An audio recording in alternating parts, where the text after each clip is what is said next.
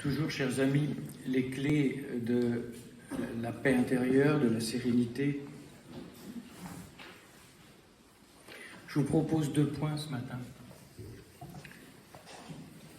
L'oubli de soi, et puis comme on est dans la cité de l'Immaculée, un petit mot sur la Sainte Vierge qui a une grâce particulière, toute particulière de pacification. Bon, je m'amuse un petit peu, je voudrais vous parler de l'oubli de soi avec un mot bizarre qui est connu des pères de l'Église, des pères du désert, ça s'appelle la philotie. Enfin, c'est pour s'amuser. La philotie, qu'est-ce que c'est cette drôle de maladie? Si Jésus commande de cultiver un juste amour de soi, tu aimeras ton prochain comme toi-même, n'oublions pas.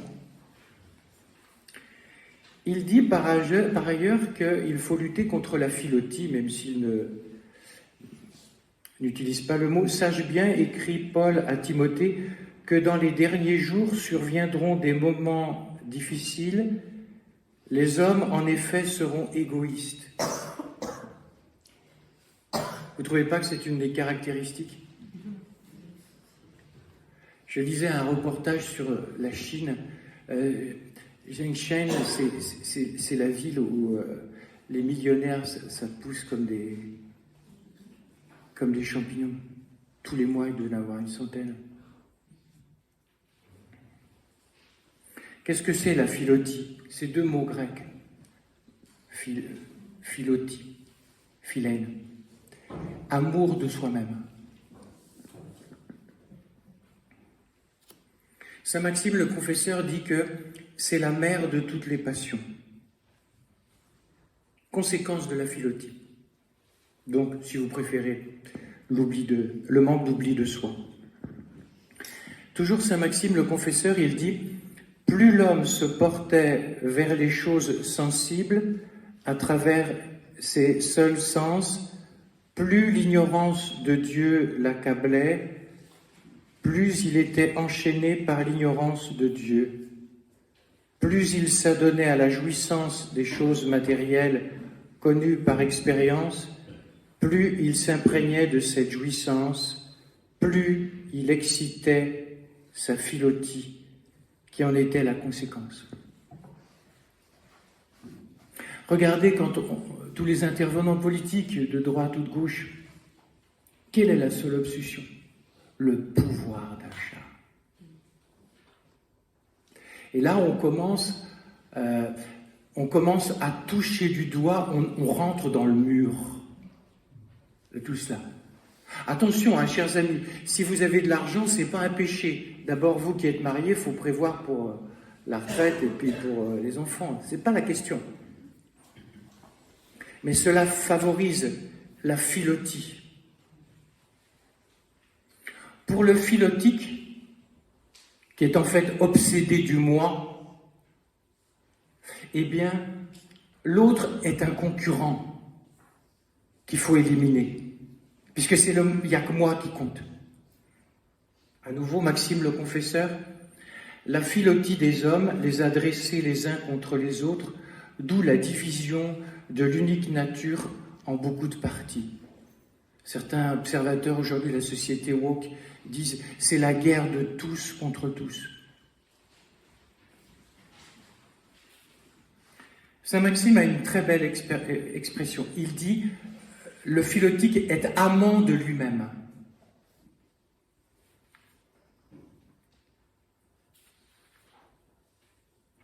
Alors, quelques soins donc pour soigner cette philotie. Plus j'avance, voyez-vous, c'est encore une des choses, comment dire, des axes par l'accueil des âmes. Mais attention, ma propre histoire. Voilà. Je vois que notre problème de fond, c'est que nous manquons d'oubli de nous-mêmes. Mercedes, dont je vous ai parlé, qui avait une grâce pour sentir les âmes et sentir les prêtres aussi, les âmes des prêtres, et même des évêques, j'ai vu ça avec effarement. Plus d'une fois, tout ce qu'elle avait dit était juste, puisque l'évêque m'écrivait 15 jours après, alors qu'elle n'a jamais vu, elle ne le connaît pas. Et surtout, elle disait ceci dans les retraites, les gens sont malades, ils sont malades, mais complètement malades, d'être obsédés d'eux-mêmes. Ils sont toujours en train de se tâter le pouls. Je me sens comment? Et comme la vie chrétienne, c'est pas je me sens comment, parce que ça c'est fluctuant ce truc-là. Qu'est-ce qui est le noyau solide? C'est que Dieu est. Il est, il était et il vient. Il change pas. Et comme aujourd'hui on vit, comme dit un philosophe, sous une société qui est sous le culte de l'émotionnel, les gens pensent que ce qu'ils ressentent, c'est la vérité, alors que c'est périphérique.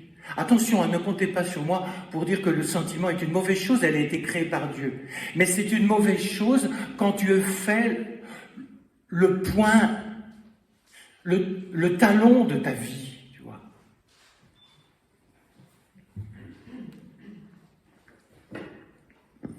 La prière eucharistique numéro 4, vous savez, celle qui est un petit peu longue, a une belle parole. Afin que notre vie ne soit plus à nous-mêmes, mais à lui qui est mort et ressuscité pour nous. Moi, je vois bien la paix profonde qui est la mienne maintenant par rapport au début où j'étais prêtre, tout ça. Eh bien, c'est maintenant que je vois que ça vient de là. Tout ce travail de l'oubli de soi. Attention, mes frères et sœurs, ça ne veut pas dire te piétiner. Non, non. Le nombril, quoi. Le nombril. Et on est très, très, très aveugle sur soi dans ce domaine. Alors, l'oubli de soi à petits pas, on va prendre par exemple un saint qui en a beaucoup parlé, c'est Claude de la Colombière. Vous aimez? C'est le père spirituel de Marguerite Marie, pour ceux qui ne connaissent pas. Et voici ce qu'il dit. Il avoue que dans les débuts de son ministère, il a dû lutter pied à pied contre la recherche de lui-même. Donc si vous êtes dans ce combat-là, vous avez toute l'étoffe pour faire un saint, puisque Claude est devenu saint. Il dit, c'est dans son journal, « Je crois que ce qui me refroidit, c'est la crainte que j'ai dans les emplois où ce zèle se produit. Je ne me cherche moi-même. » Je prêche beaucoup de retraites de prêtres. Bon, c'est les retraites que je préfère. Pourquoi? D'abord, c'est les plus difficiles. Les prêtres, c'est le public le plus difficile. C'est pas Père Pierre ou Père Roch. Bon, pourquoi j'aime? Parce que, comme dit un pape, quand tu touches un prêtre, tu touches 1000 âmes. Donc, excuse-moi, ça rapporte. Vous voyez ce que je veux dire? Donc, et puis, il y a tellement de prêtres qui sont malheureux. Attention, hein, moi je ne pense pas à ces histoires de garnison et tous ces machins-là. Vous allez voir, on en a pour une génération. Donc je parle des prêtres, prêtres qui sont en exercice et qui sont zélés. Il y a une sorte de... J'en parlais avec un évêque qui est passé il y a quelque temps. Il y a une sorte de dévitalisation intérieure. On est dans une sorte de job, et comme en plus les gens vous foutent la pression, et puis on vous colle 36 paroisses, vous en savez quelque chose, Père Pierre, on vous colle en plus des responsabilités, des casquettes à n'en plus finir. Vous savez, Benoît XVI était très net quand il avait reçu des prêtres du nord de l'Italie. Un prêtre doit absolument chercher ses priorités. Et la première priorité, c'est pas la pastorale. Le premier rendez-vous pastoral, c'est Dieu. 1 heure par jour.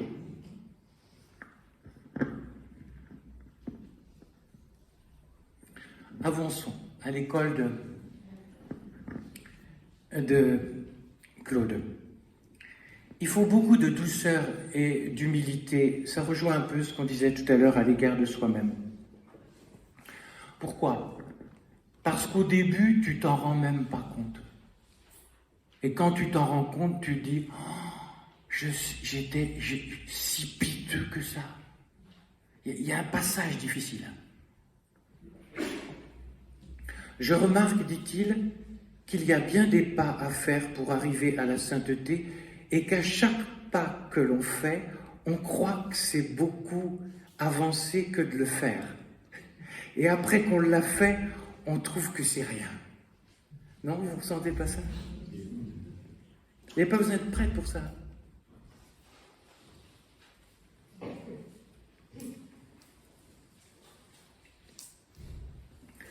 Comment Dieu va-t-il s'y prendre pour nous guérir de l'oubli de soi, pour nous le montrer? La plupart du temps, il va utiliser les causes secondes.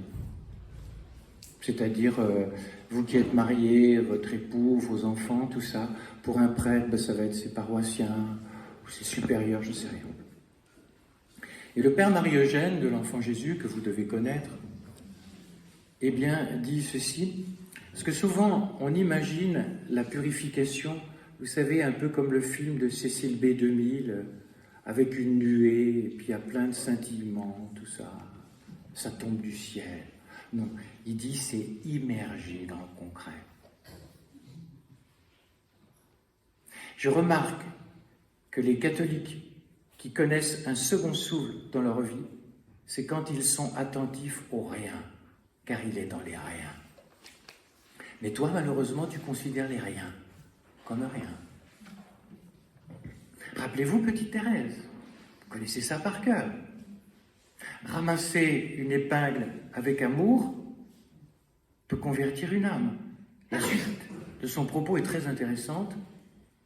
Oh, que tout est grand en religion. Voilà. Les riens, c'est grand.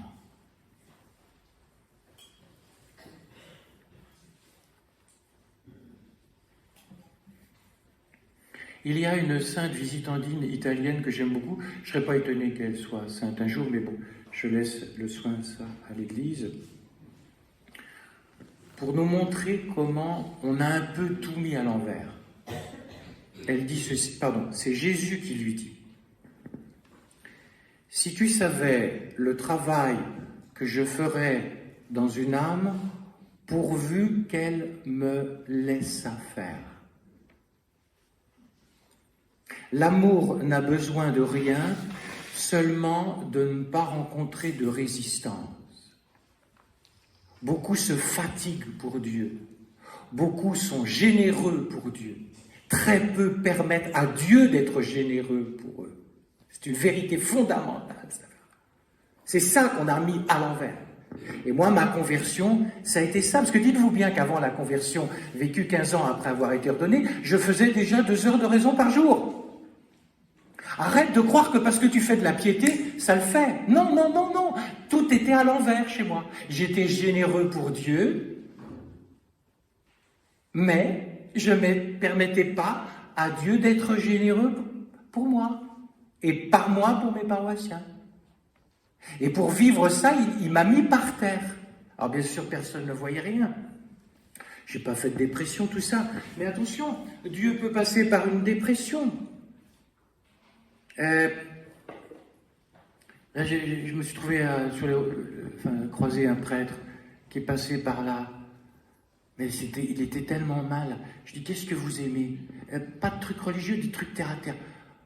Il était tellement mort. Du vélo. Faites du vélo, mon père. Et par contre, maintenant, pas comme un Stakhanovitch, mais tous les matins, un petit peu, tous les après-midi, vous ne vous écoutez pas. Toc. Il a dépassé le ressenti. Voilà. Puis il est remonté. Et tenez-vous, un jour, je reçois un message. Oh, mon père, vous allez être content. Je prêche pour la première fois une retraite de prêtre. Et vous devinez, avec ce qu'il avait vécu, c'était pas du livresque. Parce que le livresque, c'est du copier-coller. C'est pas ça. Il faut laisser passer Dieu. Et pour laisser passer Dieu, il faut être livré à Dieu.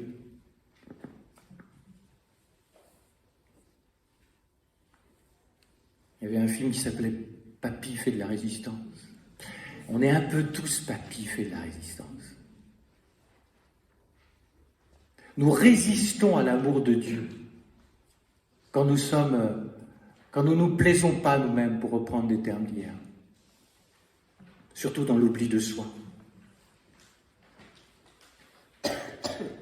Alors je vous propose 2 domaines à soigner plus particulièrement pour l'oubli de soi. La prière gratuite, c'est fondamental. Il m'arrive, forcément, c'est normal, de recevoir pas mal de couples dans les parents, dans les retraites, bien évidemment. Et parfois, on rencontre, même assez souvent, on rencontre des parents qui ne sont pas bien à cause de leur enfant. Et ils vont multiplier les neuvaines à n'en plus finir, les machins et tout. Moi, j'ai rien contre, hein. Sauf que le problème, c'est que les bases de la prière ne sont pas en place. Regardez le Notre Père. Le Notre Père, ce n'est pas simplement une prière, c'est la méthode pour prier selon Dieu. Et il y a 7 demandes. Donc Dieu n'est pas contre la demande. Sauf que il y a la clé qui ouvre les 7 demandes, qui est Abba. Autrement dit, si tu ne mets pas en place une prière gratuite de louange avant tes demandes, tes prières te feront du mal.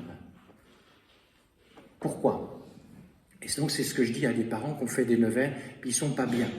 Je leur dis, je vais vous dire quelque chose, c'est un peu du vitriol, laissez-moi parler jusqu'à la fin, puis vous rebondirez. Vous allez arrêter complètement vos prières de demande. Et vous allez pratiquer des prières d'abandon. Vous allez faire une dernière prière de demande. Maman, Marie, je te dépose mes enfants qui me font souffrir. Et après, on n'y remet pas les mains. Pour que vous soyez guéris d'une relation à Dieu qui serait un distributeur. C'est un cœur, et même un sacré cœur. Et donc il faut entrer, il sait ce qui est bon pour toi et pour tes enfants. Même s'ils prennent des chemins de travers. D'autre part, ta liberté s'arrête au seuil de tes enfants. Même s'ils ont 40 ans.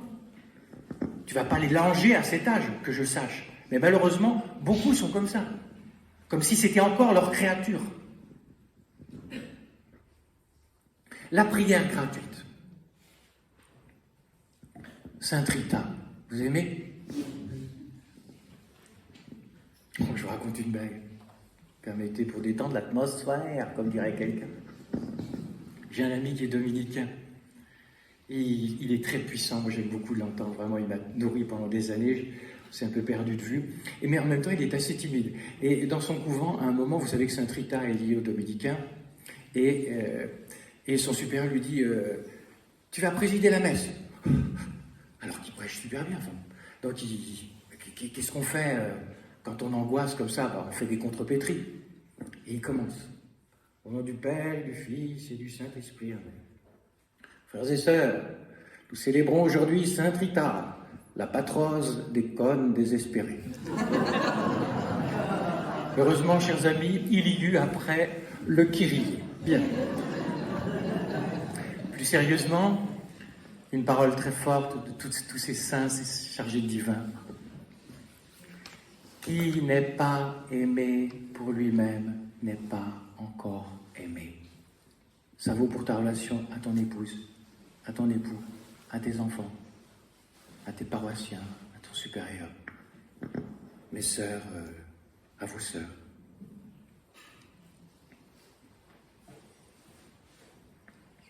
Il y a vraiment une chose fondamentale, c'est de développer la prière gratuite. Le catéchisme de l'Église catholique développe les types de prières. Et quand il parle de la louange, il dit que la louange a un trait particulier. La louange ne demande rien. Elle ne demande même pas pardon. Attention, la louange, ce n'est pas l'action de grâce. Parce que l'action de grâce, tu rends grâce pour des grâces reçues. La louange bénit Dieu pour lui-même. Que je sois bien ou pas bien, lui, il est bien.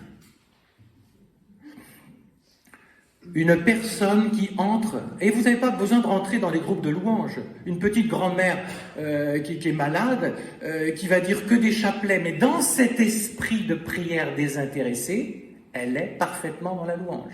Et puis un jeune qui va participer à des groupes de louanges, mais en fait pour lui c'est la teuf du samedi soir, eh ben, je peux vous dire qu'il est en deçà de la prière. Ce qu'il veut c'est ambiance comme on dit, hein, c'est tout. Mais c'est pas ça la prière. Ça ne veut pas dire que vous n'allez pas faire des prières de demande, mais vous allez développer une prière gratuite. Que Dieu m'exauce ou pas, il est digne d'être aimé. Et cette prière gratuite, elle est, j'hésite pas à utiliser le mot, thérapeutique. Même Congar le dit dans une des notes de bas de page sur le Saint-Esprit dans ses 3 tomes.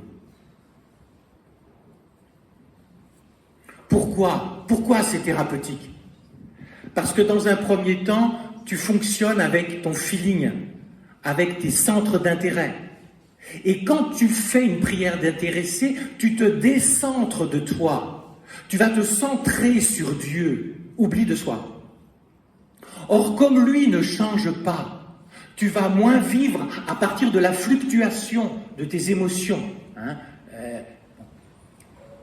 Et ce qui fait que tu vas t'accrocher, tu vas t'arrimer au rocher. Je vous signale que c'est le mot Emet qui donnera le mot Amen que vous avez prononcé tout à l'heure quand vous avez reçu la communion. Comme lui ne change pas, il est le rocher. Mais vous allez voir, votre petite barque qui avant avait le mal de mer, elle va se stabiliser.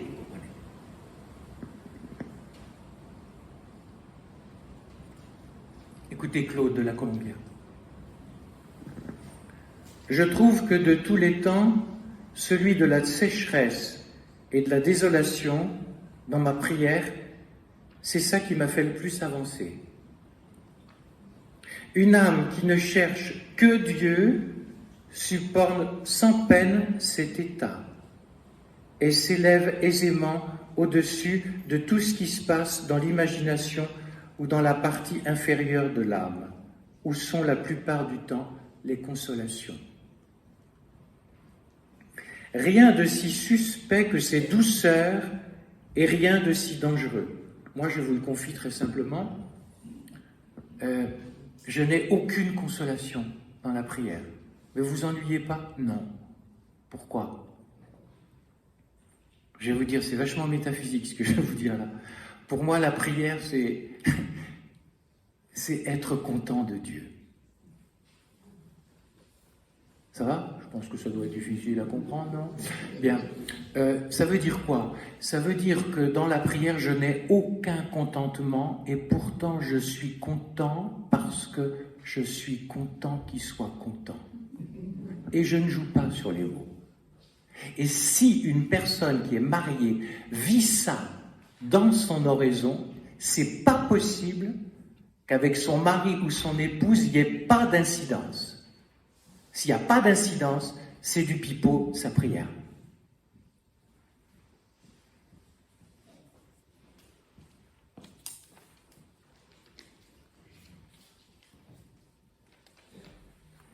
Une des grandes plaies qui a à voir avec l'oubli de soi et qui fait qu'il y a beaucoup de gens qui perdent la paix, c'est le perfectionnisme.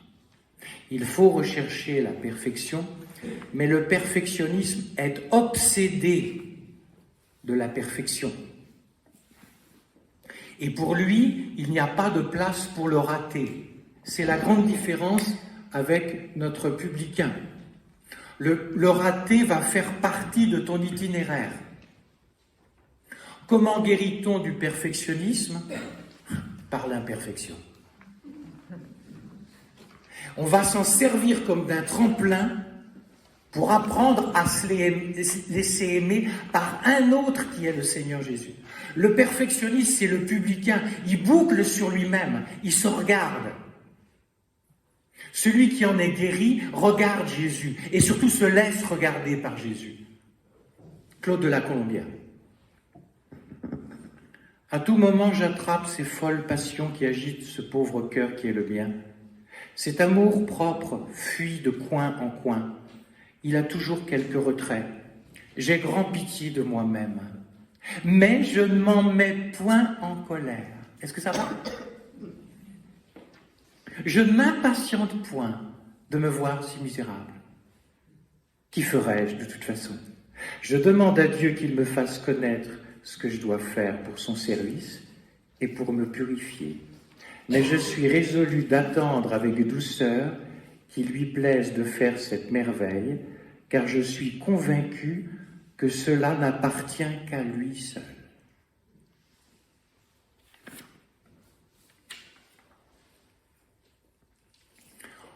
On va soigner la philotie par la charité fraternelle, autre domaine de désintéressement. Il va falloir apprendre à pratiquer l'amour désintéressé dans les relations. Comment tu peux savoir que tu es intéressé dans tes relations? Oh, c'est très simple. Invente-toi aucun scénario. Simplement, sois attentif à ce qui se passe dans ta vie. Vous allez donner de l'amour à un membre de votre famille, et puis en retour, c'est soupe à la grimace. Et le très intéressant, c'est ta réaction. Si toi aussi tu fais soupe à la grimace, ben je peux te dire que tu as un amour de caisse d'épargne. Qu'est-ce que c'est? C'est je place à la banque et 3%, s'il te plaît. Alors, t'inquiète pas, d'ici quelques temps, ça va un peu diminuer. Hein, mais, oui, plus sérieusement. L'autre est une banque, tant qu'on n'est pas dans l'amour désintéressé. Et donc, je donne, mais il faut que ça rapporte.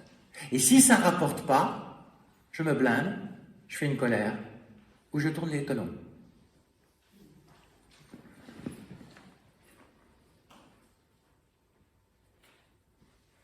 Je vais vous donner quelque chose de ma propre famille. Je sais pas. Donc, voilà, famille, quelqu'un de très proche de ma famille. La plupart sont divorcés. Ils sont pas croyants. Bon. Et un jour, j'en ai un qui me téléphone. Des fois au téléphone, c'est plus facile. Hein, vous trouvez pas? Alors, on a comme de la pudeur, surtout avec des gens qui sont très proches. Et ce monsieur, je vais l'appeler monsieur, était marié, il y a eu divorce, il avait des filles, et son ex a monté les filles contre leur père. Et il ne les voit plus. Il est très sensible, et il n'est pas bien, mais vraiment pas bien. Et il me téléphone. Et au bout d'un moment, je sens les choses mûres. Je lui dis, Alain, tu ne peux pas obliger tes filles à t'aimer, fussent-elles tes filles. Laisse-les partir. 3 jours après, il me téléphone. Ah Joël, c'est fou. C'est comme si j'avais une... Vous voyez, je ne peux pas parler de Jésus avec lui. J'ai parlé de ça. Il me dit, il y a une boule qui est sortie. Et tenez-vous la cerise sur le gâteau. Donc ça, c'était il y a 20 ans. Et donc 20 ans après, les filles ont un peu grandi et elles ont vu le manège pervers de leur mère. Les écailles leur sont tombés des yeux et elles sont revenues vers leur père. Et maintenant, il n'y a presque plus que le père qui compte. Et tenez-vous, je déjeune avec ce monsieur, et c'est lui, parce que moi j'y pensais aussi. Il me dit, tu te rappelles, Joël, il y a 20 ans. Voilà. Vous m'entendez? On ne peut pas obliger quelqu'un à nous aimer. Fût-il ton fils, fût-elle ta fille, fût-elle ton épouse. Combien de couples dans les retraites repartent pacifiés quand ils réépousent l'époux réel et pas l'époux rêvé, ou pour les femmes, l'époux exigé. Je m'explique. C'est les femmes qui disent ça, c'est pas le père Joël qui serait, je sais pas quoi, très féminin. Je pensais, mon père, que mon amour allait finir par le changer. Ça s'appelle les tentacules de pieuvre. Mais bien évidemment, il n'y a pas le droit de le dire. Mais ça existe. Il faudra être purifié de cela. Petite Thérèse, avec Marie de la Trinité, évoquée hier, qui est une buissonnante parisienne, un manque d'équilibre, c'est buissonnant, ça va dans tous les sens, quoi. Si elle n'avait pas connu Thérèse, elle ne serait pas restée. Thérèse a été d'une patience d'ange avec elle. Et donc, Marie de la Trinité rentre, bien évidemment, ça se frotte dans les monastères. Et puis, chute du Niagara, fin de soirée, parce qu'il y a une sœur qui... Et Thérèse la voit. Elle lui dit quelque chose de très simple. La principale cause de vos souffrances, ma petite sœur, vient de ce que vous regardez trop les choses du côté de la terre et pas assez avec esprit de foi. Vous recherchez trop vos satisfactions dans les relations. Et pourtant, savez-vous quand vous trouverez le bonheur, c'est quand vous ne le rechercherez plus. Je vais expliquer, parce que ça demande une petite explication. Au début de la vie de mariage, on va prendre ça parce qu'il y a quelques couples qui sont ici, au début de la vie sacerdotale, au début de la vie religieuse, au début de la vie relationnelle.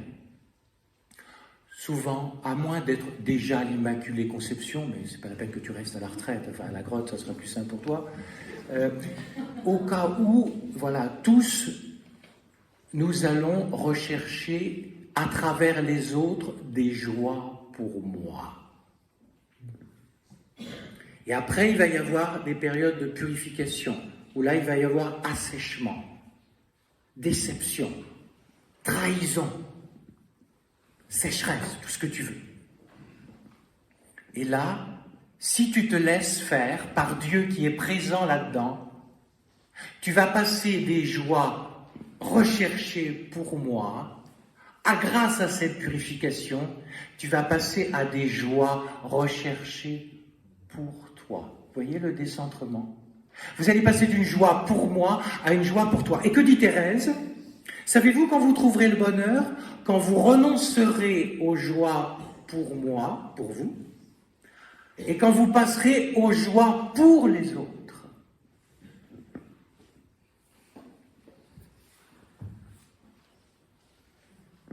Un autre point très important, cultiver l'égalité d'humeur. Ça peut paraître tout simple. Bien évidemment, que nous soyons hommes ou femmes, nous connaissons des hauts et des bas. Et souvent, nous faisons payer à notre entourage nos bas. Comment en montrant qu'on est de mauvaise humeur, quelque part, c'est « aimez-moi ». À nouveau, Thérèse et Marie de la Trinité. Donc, Marie de la Trinité, petite parisienne, buissonnante, vivant quasiment... Enfin, elle est désireuse, hein, parce qu'elle a fait une course de géant. Elle est morte avec un lupus au visage. Et donc, elle connaît, ça rit beaucoup, ça pleure beaucoup, enfin, vous voyez ce que je veux dire?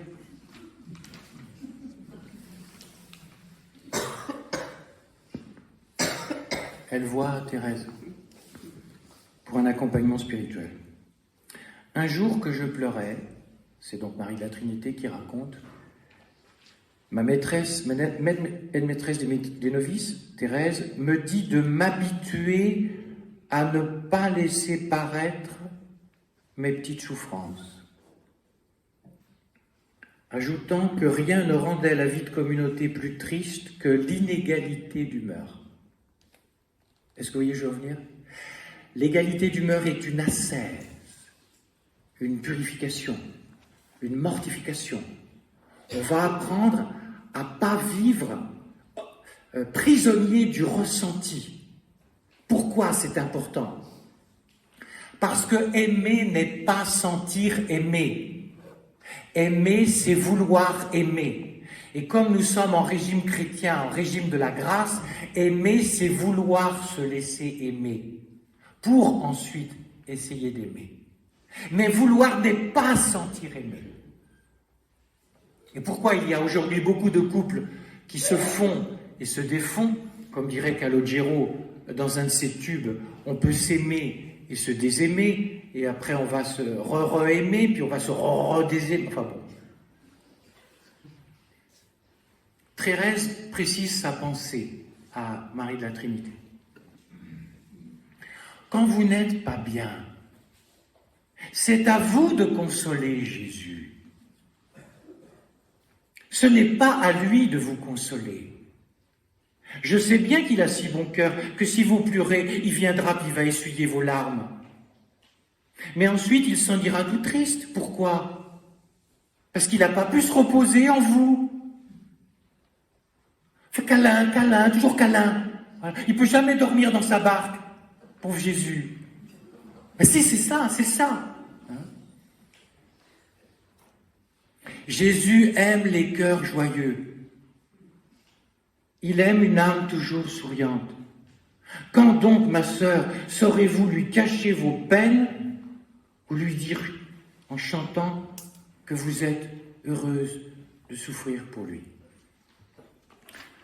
Là, je suis dans les colloques de Petit Marcel Val. Je ne sais pas si ça vous dit quelque chose. Un petit de Thérèse. Donc c'est un tout petit, mais vraiment tout petit. Pas une grosse santé. Et éducation de Jésus, si c'est vrai, je pense que ça lève, parce que ça sent vraiment mieux, c'est Jésus, Marie et petite Thérèse se manifestent à lui. Allez, apprends à être heureux. Apprends à être heureux quand t'es pas bien. Ça repose Jésus. Parce que, comme dirait Thérèse, il n'est pas obligé de faire des frais. J'aime beaucoup l'expression. Mes frères et sœurs, aimer par le don de soi est une décision et pas une envie.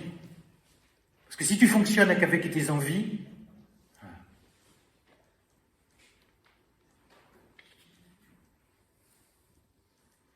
l'heure avance.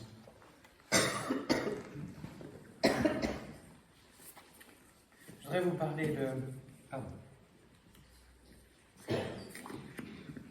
Je voudrais vous parler, Maman Marie, puisque nous sommes dans ta cité.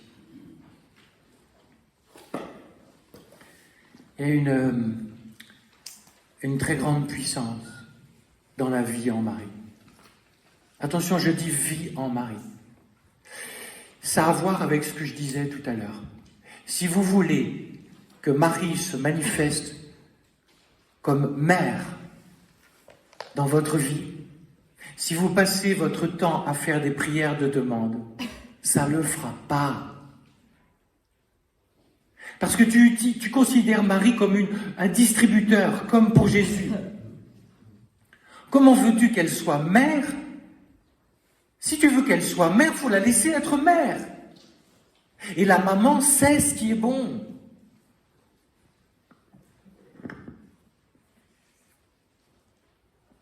Tiens, écoutez, il me vient ça de Thérèse.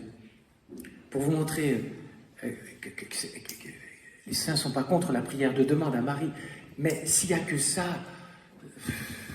tu vas voir, même ta vie chrétienne va t'empoisonner. Ça ne va pas te rendre heureux, tu comprends? Elle dit ceci. Quand on a demandé quelque chose à la Sainte Vierge et qu'elle ne nous a pas exaucé, il faut la laisser faire à son idée. J'aime beaucoup. Vous n'aimez pas ce langage simple? Elle a des idées, la Sainte Vierge, t'entends? Elle sait ce qui est bon pour toi. Oui, c'est ce que je vous ai dit hier soir, que j'ai passé 25 ans à demander à Jésus, enlève ça, tu verras, je suis un bon prêtre pour toi, sauf que j'ai mis tout à l'envers. Il fallait que je dise oui, pour qu'il me fasse entrer dans son plan à lui. Et je peux vous dire que la Sainte Vierge a beaucoup, beaucoup compté dans cette période un peu virage. Alors, le Subtum.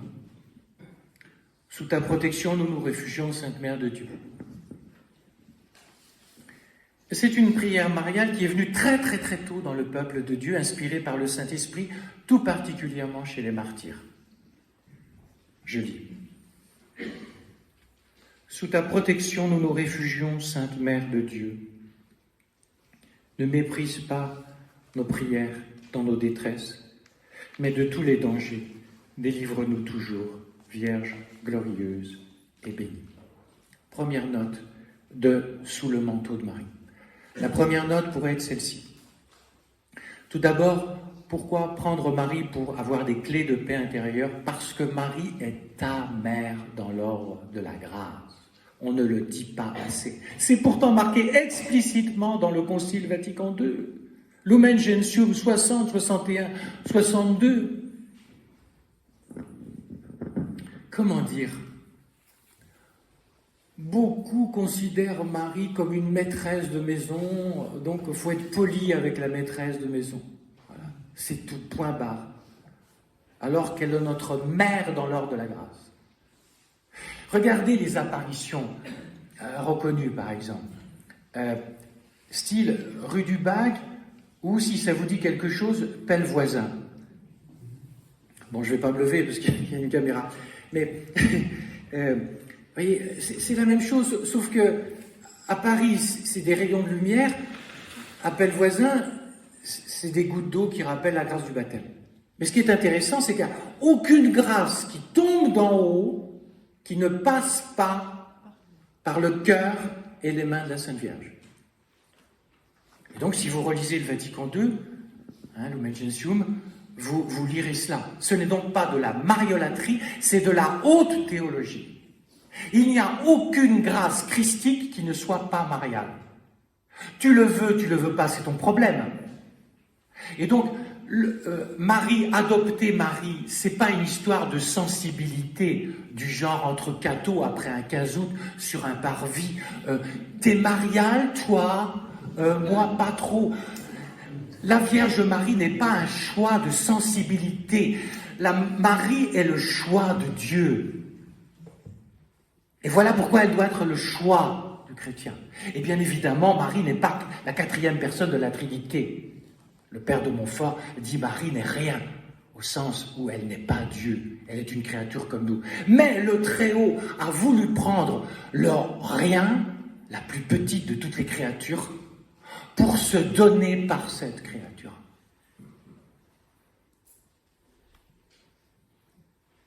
Bon, ça a été mis en chant, je pense, par l'Emmanuel, Saint Bernard.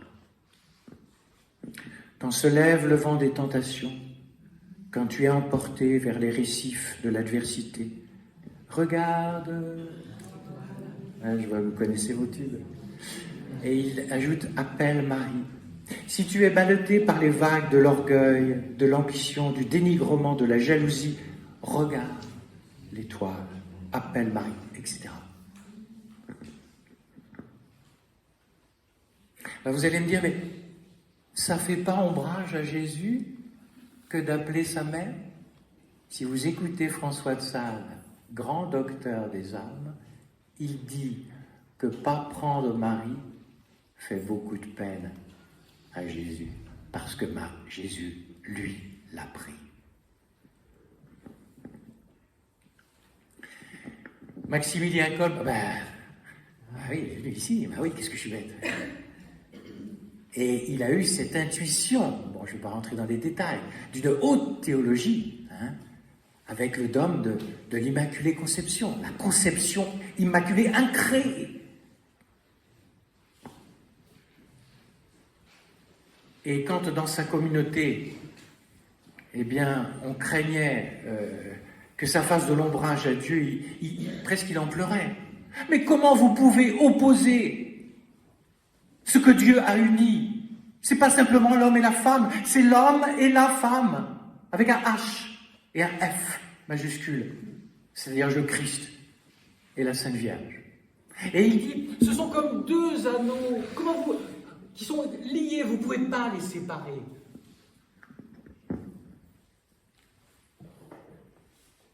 Marie, notre éducatrice dans l'ordre de la vertu.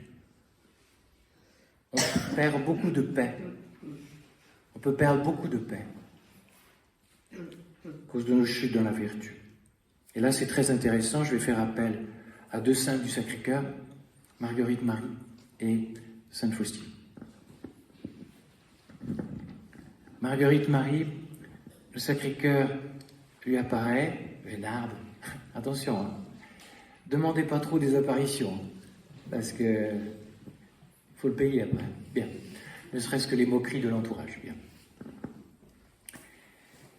Il apparaît et il est avec sa mère, Jésus.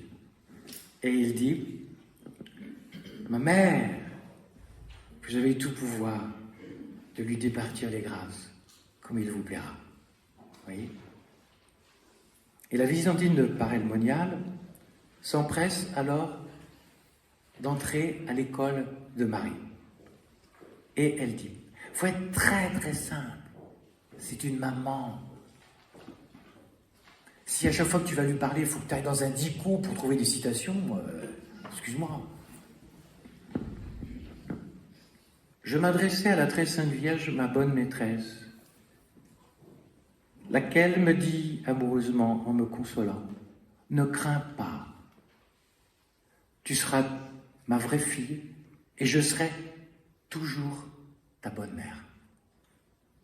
Quand vous avez du trouble, est-ce que vous savez qu'elle est là? Est-ce que vous savez que vous êtes sous son manteau? Est-ce que vous avez le réflexe de vous replacer sous son manteau? Puisque vous y êtes. Maintenant, Faustine. C'est intéressant parce qu'on trouve, il y a des similitudes. La Vierge Marie lui apparaît et l'enseigne. Je désire, ma très chère fille Faustine, que tu t'exerces à 3 vertus qui me sont chères entre toutes et qui sont les plus agréables à Dieu. C'est intéressant, hein, c'était l'homélie, ou le texte de l'Évangile. La première, c'est l'humilité, comme si c'était fort. Il dit l'humilité et encore l'humilité. C'est fort, hein? La deuxième, c'est la chasteté. Et la troisième, c'est l'amour envers Dieu. Terme de l'entretien, la Vierge Marie disparaît, visuellement, mais elle est toujours là. Tiens, je vous donne juste une petite parenthèse. Les apparitions de belles voisins, Estelle Faguette. Vous devinez, ils sont tous autour du lit. Il y en a une seule qui voit la Sainte Vierge. Et la Sainte Vierge, comme elle est dans le ciel, il n'y a pas trop de problème de scanner, donc elle sait ce qui se passe dans les âmes des gens. Et tous les gens qui sont autour, dans la salle, disent « Oh, qu'est-ce qu'on aimerait à la place d'Estelle, quelle Vénarde, elle, tout est facile pour elle, elle voit la Vierge. » Et la Vierge sait. Vous savez, c'est la même chose dans l'Évangile. Il savait les pensées des pharisiens. Et elle dit, dis-leur aux gens que je leur donne autant de grâce à eux qu'ils ne me voient pas qu'à toi qui me vois. Donc, je reviens à Faustine, la Sainte Vierge Marie disparaît au niveau des yeux, mais pas au niveau de la présence. Et elle dit, Marie me serra sur son cœur et disparut. Lorsque je revins à moi, mon cœur est demeuré étrangement attiré par les 3 vertus et je m'y exerce finalement. Elles sont comme gravées en mon cœur. Quand tu peines sur le chemin de la vertu, sur le chemin de la patience, enfin, vous voyez, est-ce que tu as le réflexe? Enfin, je vais quand même pas la déranger, mais elle n'attend que ça. Elle est ta mère. Pourquoi tu la renfermes dans le ciel avec une balustrade entre toi et elle?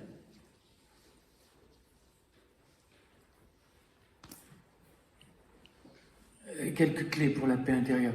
Marie, maintenant, notre maman aux heures d'angoisse.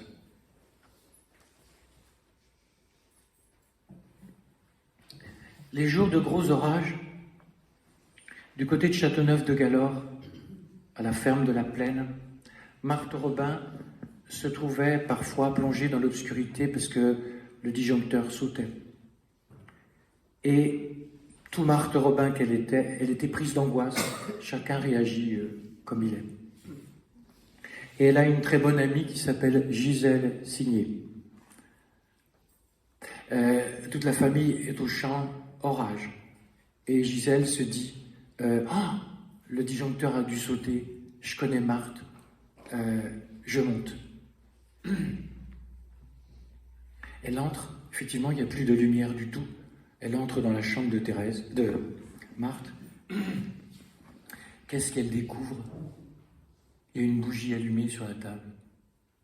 Alors Gisèle dit mais il n'y a personne qui c'est qui l'a allumée? Réponse de Marthe.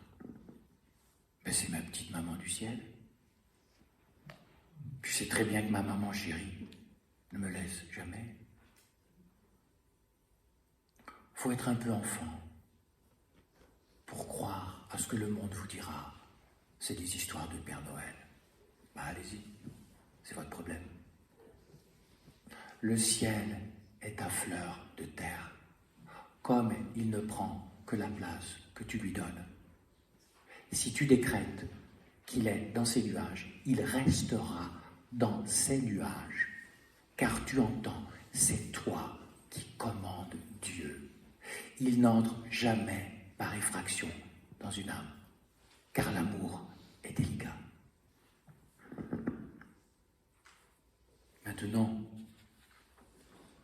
Marie, je vais m'arrêter là, notre mère, quand il y a des nuits intérieures, des périodes douloureuses, des nuits de la foi.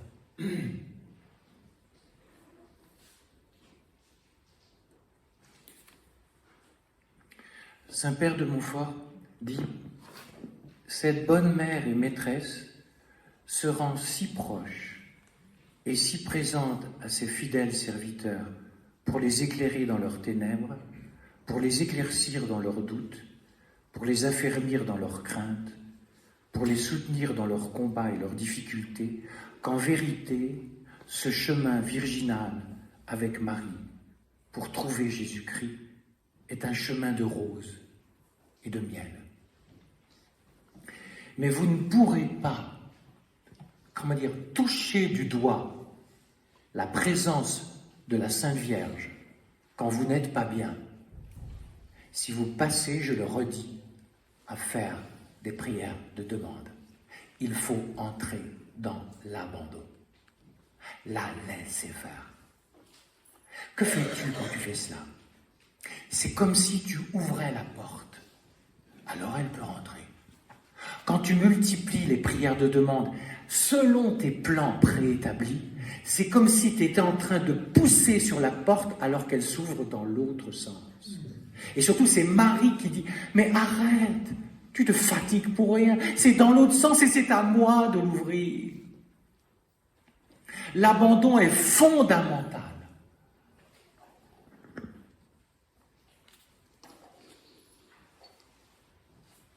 Et là, je vais faire appel au Père Marie-Eugène dans « Je veux voir Dieu ». Il a un passage magnifique. Il faut comprendre que, je vous l'ai dit hier, nous avons tous un besoin immense de purification. Et ce n'est pas du tout une vision négative que j'ai ou que la théologie catholique a sur l'homme. Pas du tout.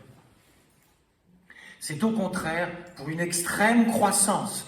Nous sommes appelés à être, dit saint Jean de la Croix, des petits dieux par participation. Mais avant de l'être, vous comprenez, il en faut des liftings. Ceux-là sont gratuits.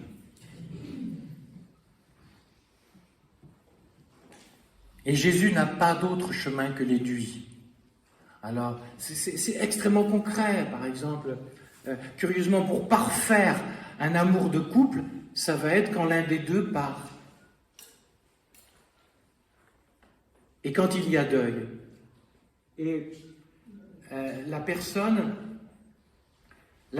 va s'abandonner, parce que je le voyais quand j'étais curé, sur Pierre, il y a la même chose, C'est intéressant parce que, voyez-vous, c'est la pionnière du travail de deuil, c'est une Suissesse qui s'appelle Elisabeth Kübler-Ross. Ah bon, elle n'est pas catho. Mais curieusement, elle dit avec d'autres mots la même chose.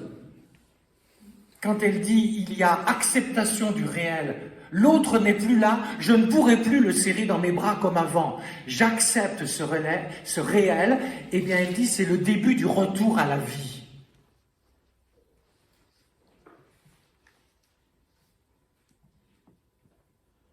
Et donc, que fait la Sainte Vierge? Elle ne peut pas enlever la nuit purificatrice, parce qu'elle sait que c'est pour notre bien. On est beaucoup plus léger. Donc, que va-t-elle faire? Marie est donnée d'une manière toute particulière, attention, comme Saint Joseph aussi, hein, si vous lisez Thérèse d'Avila. Marie est donnée d'une manière toute particulière quand c'est âpre, quand tu te sens dans la nuit. Ben parce qu'on a besoin d'une maman. Moi je me suis fait convertir par un vieux prêtre qui avait fait la guerre 14-18, les amis, ça vous fait... Voilà. Et il me racontait que les poilus, bon, quand ils étaient dans les tranchées, et puis tout d'un coup, il y allait avoir l'assaut, et il n'y a pas besoin que de Johnny Hallyday... oh Marie, si tu savais, hein, vous savez que c'est son tube, c'est un sniper qui monte au fond, quoi. Bon. Et le vieux père me disait, on entendait les hommes qui disaient dans les tranchées, « Maman! Maman !» Et un jour, Johnny, à la fin de sa vie, a été interviewé. Je suis tombé dessus. Et le journaliste Pacato lui dit, « Mais c'est qui, Marie? C'est la femme c'est l'amant de ce monsieur, ou c'est la Sainte Vierge? À que c'est les deux.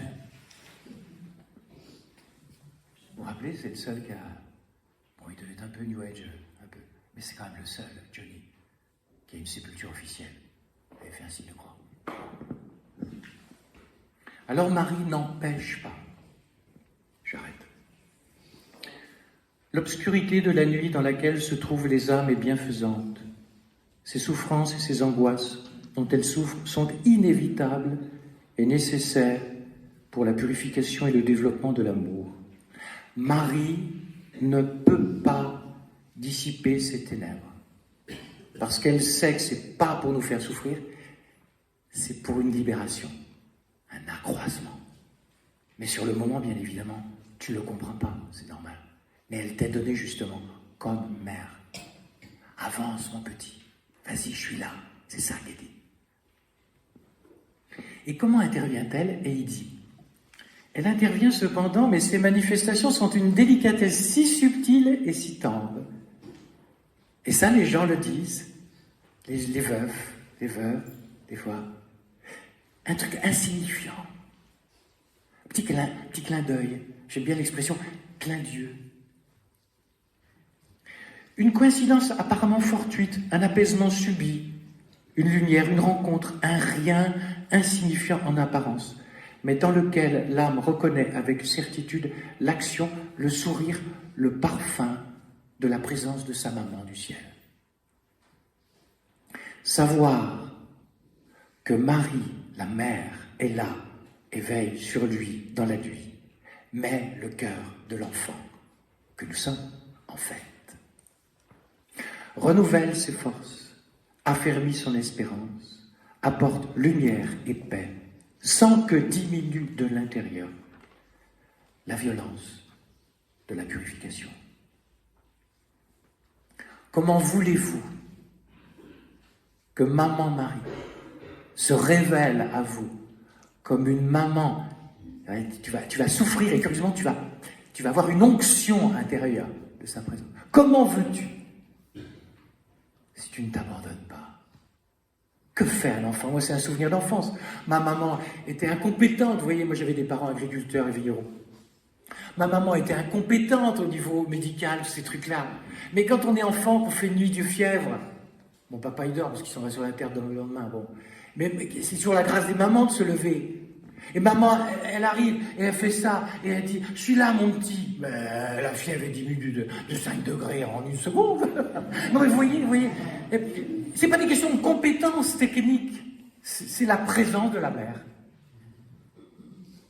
La plus grande souffrance dans la souffrance, c'est la solitude. Et là, t'es pas seul.